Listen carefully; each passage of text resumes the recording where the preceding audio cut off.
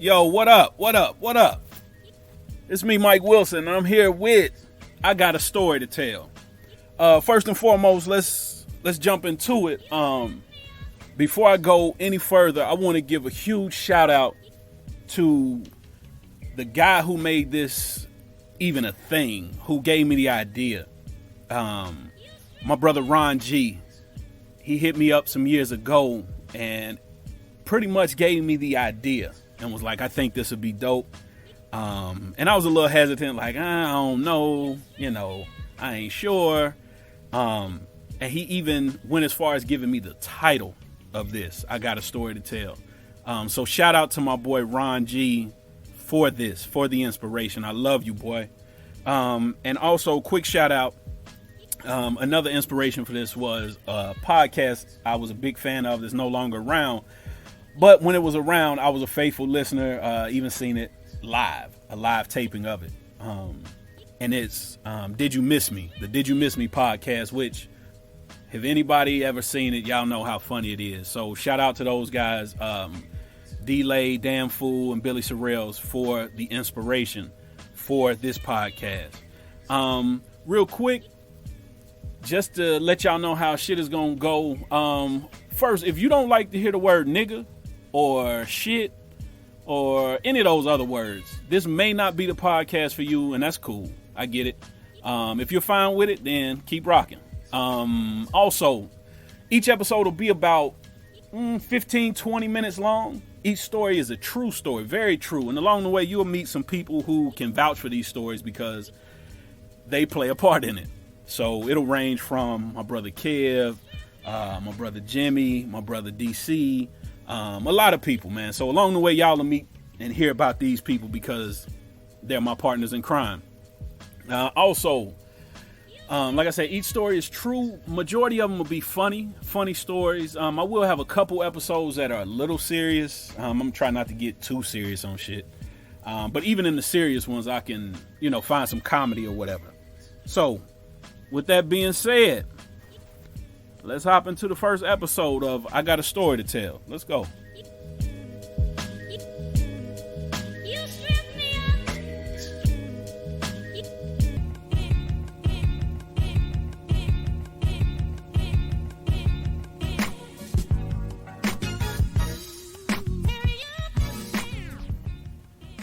Yo, what up? What up?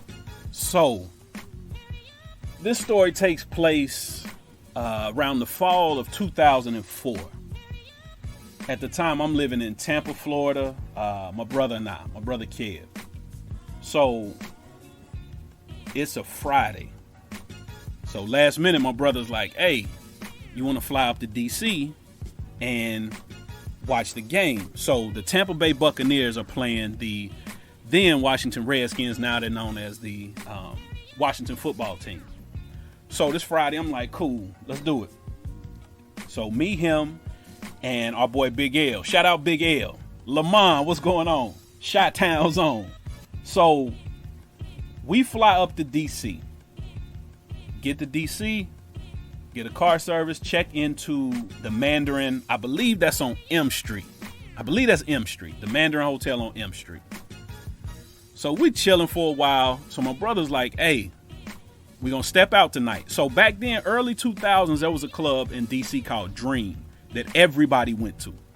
And Dream, it had the 4 floors and each level was different music or whatever. So my brother's like, I ain't really feeling Dream. Let's go to H2O. Now H2O was popping at the time too in DC. So he calls a promoter. Talks to the promoter. She's like, yeah, I can accommodate, what you need. So he's like, we need a table, whatever. Cool. So we get over to H2O. We hop out the car. Walking up to the door, of course, we like, shit. Money has been paid. Big money has been dropped on this booth, on this section. So shit, ain't no waiting in line. So we get to the door. They not letting nobody in. I don't know what the fuck they are. So everybody getting agitated. Couple cats standing behind me, my brother Kev and Big L. They talking shit. They angry or whatever. And the nigga bump us. So my boy Big L, now mind you, Big L's a large human being. Big L's at the time, Big L's probably about 6'5", a touch over 300, right? And once he turns around, them niggas ain't want no smoke, right? So it's cool, whatever. We, situation avoided. Then the promoter, she comes to the door. She walks us to our section. We in there, we chilling. They finally start letting a whole bunch of people in. So it's a cool night. It's all right. When I go in the spot, I'm really checking out, the vibe and checking the temperature. So we chilling. My brother, his drink at the time is Captain Morgan's and Coke. So he orders like a couple bottles of Captain, and he orders some bottles of Chris, because of course Chris is the shit at the time. Cristal's the shit. So that was the way you fronted a little bit, and so he don't drink the shit, so we ended up having a couple young ladies come to the section with us, so they drinking and whatever. Now again, this is 2004. It's fall 2004. Again, football season's just starting. And actually, it's probably week 2, I believe, 1 or 2, whatever, of the season. So, it's early September. Biggest song in the world at this time is Lean Back by Fat Joe. I mean, this shit, you can't go nowhere without hearing Lean Back. So, we chilling. Who walks in? Fat Joe. And all them niggas from Terror Squad. They walk in the club H2O. They put them in the booth right next to ours. Of course, you know how it be when in the club, cats looking at each other, eye fighting, as niggas say. So Fat Joe looking over, I'm looking at my brother, he looking over. But, ain't nothing gonna pop off. Fat Joe got, he got some goons with him. So it is what it is. Night going on, it's popping. Fat Joe, he's ordering all these bottles of Chris, right? Again, he's Fat Joe. Biggest song in the world. What does my brother do? Oh, nah, this nigga ain't finna flex on me. So my brother's buying all these bottles of Chris. And, I'm not sure if y'all have ever heard the term bottle wars, right? So it's like bottle wars in that bitch. Even though we not drinking it, you want to show hey, I can afford this shit too. So, all these bottles over here, all these bottles over there. Niggas start getting super faded, right? Niggas start getting super drunk. Fat Joe looks over at my brother, and I guess they make eye contact or whatever. And he like, "What's up, nigga?"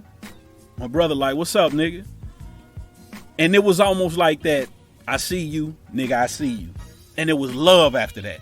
Rest of the night is fantastic. We kicking it, having a great time. We get so faded. We stumble up out of there, get in the car service, go back to the hotel. So we get out the car, walking through the lobby. All of a sudden, fucking Emmanuel Lewis is walking towards us. Now, I think I'm so faded, I don't know what the fuck's going on. I'm thinking I'm so drunk that I'm seeing shit. But, I'm like, holy shit, that's the Webster nigga. So this nigga has on some high water gaucho, what's them shit, like khakis. And I'm thinking to myself, again, I'm drunk. I'm like, how the fuck you got on high waters?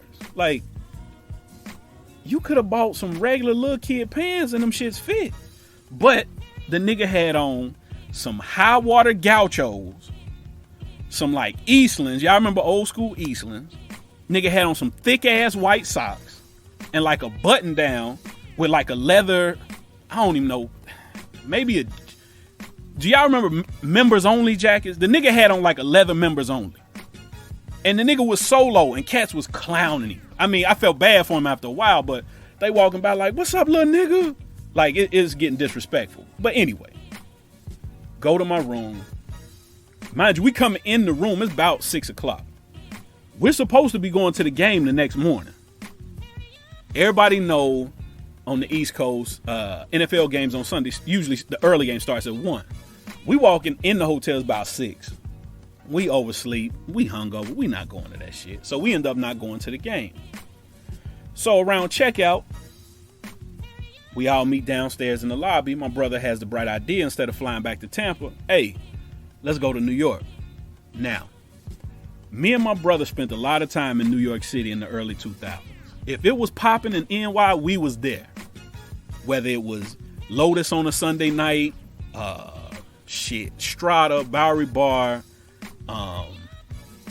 any of them.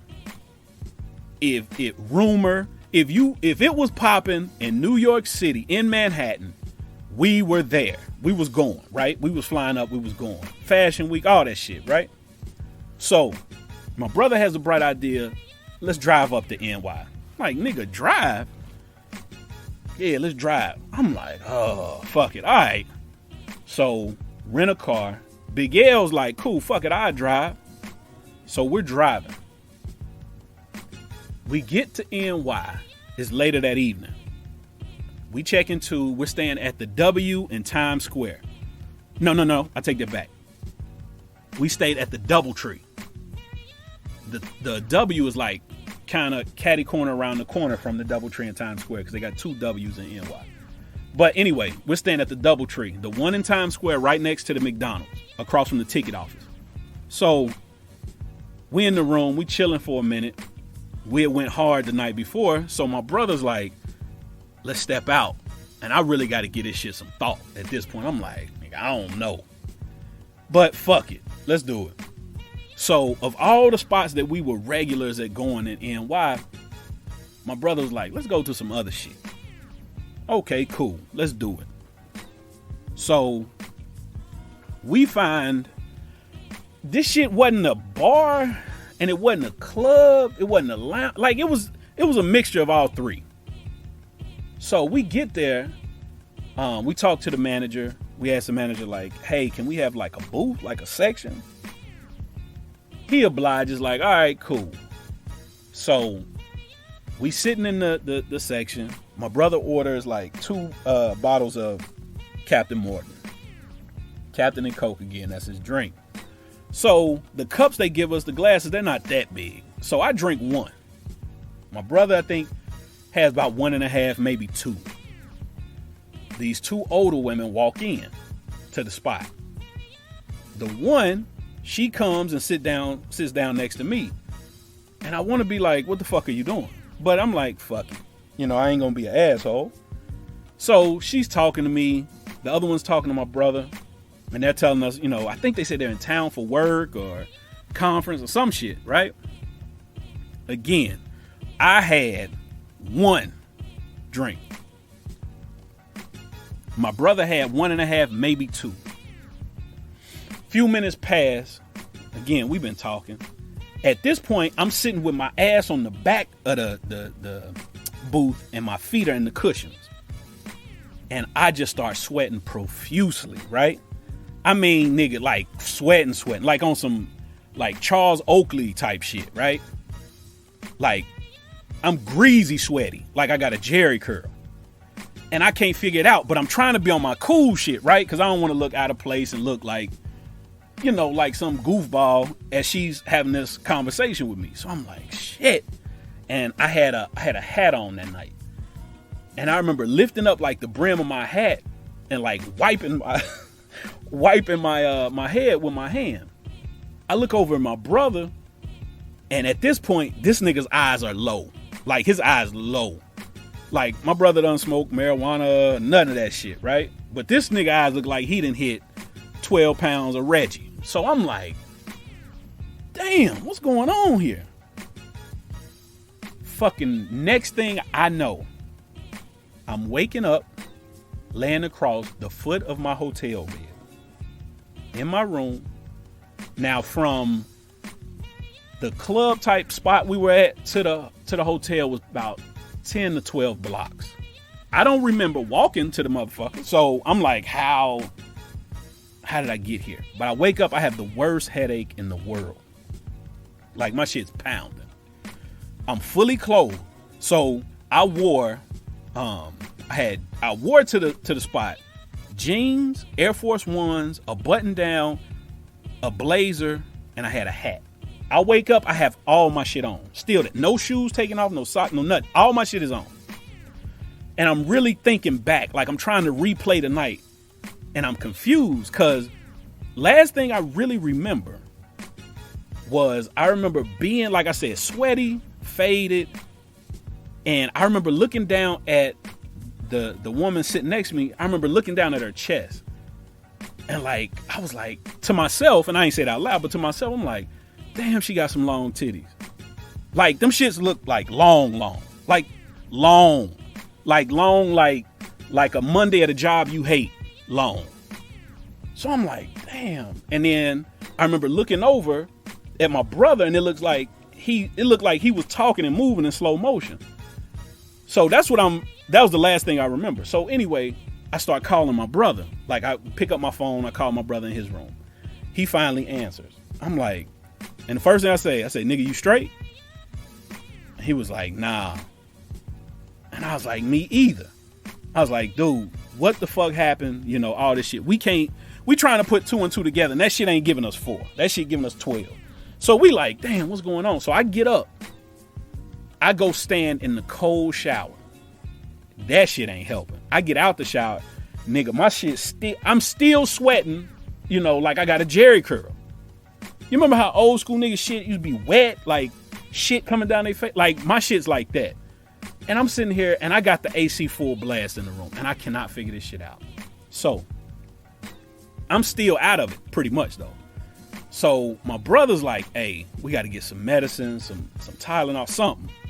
So he was like, meet me in the lobby. We're going to walk down to Dwayne Reed. So for those not familiar, Dwayne Reed is like a drugstore in New York City. Kind of like in the same vein as like a Walgreens, but it's Dwayne Reed. So he was like, we got to go to Dwayne Reed. I'm so fucked up still and out of it. I put on a wife beater, you know, like a muscle shirt, right? I put that on. I put the suit coat, the blazer I had on the night before. I put that on top of it. Button that bitch. Now, but mind you, the top of the jacket is open. So you can see my chest first. Like I got the chest meat busting out, right? I put some jeans on and I had some green leather Birkenstocks. I love them shoes. And I end up leaving my shit in Philly sometime after that. But that's another day. So I have on a fucking muscle shirt under a tweed wool blazer. Oh, and I had on these big ass sunglasses. I had these big sunglasses that I put on. And I'm looking crazy as shit. I meet my brother downstairs. He's looking crazy. We start walking down to Dwayne Reed. Niggas are looking at me like, oh my man. Like they looking at me like I'm a J. Like I'm a fucking, like a dope head. Like a dope fiend. Like, and I'll never forget this one woman. I think we were passing 42nd Street and 8th Avenue. And the lady looked at me and hit me with the, And I remember being so embarrassed, like, damn, she think I'm a full crackhead probably. Like I'm on that shit. Man, we could not figure that shit out, man. So needless to say, you know, they hit us with the Bill Cosby. But they ain't rob us or nothing. You know, they ain't take anything. We woke up with shit, everything. Nothing was out of place. Nothing was out of sort.